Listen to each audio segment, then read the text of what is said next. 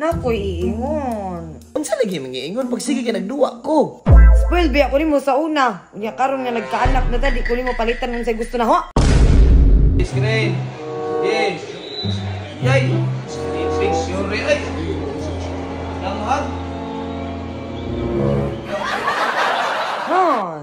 Gi, nice screen lang screen. Na. Jipre.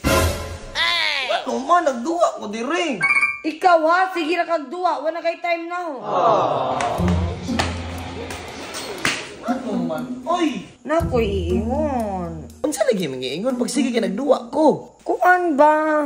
Say kuan oy. Oh, birthday gift. Unsay birthday gift nga human naman imong birthday. Oh, di na naman birthday gift.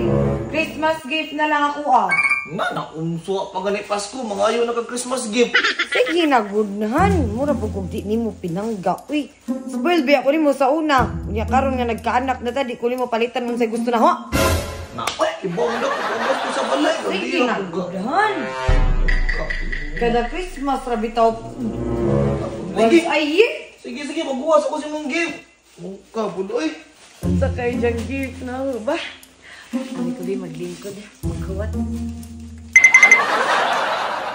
iPhone na pud ba? Yes.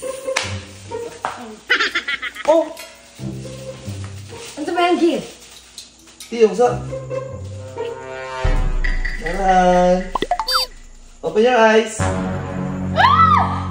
iPhone na po!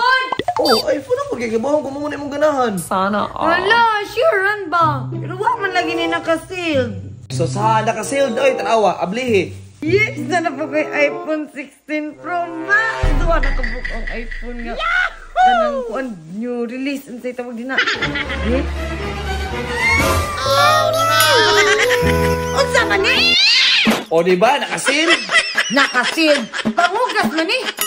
Oh, pangugas lagi. Lakos sa kusina, pangugas dito kada nang ugason. Gasan mo ito ang hugason.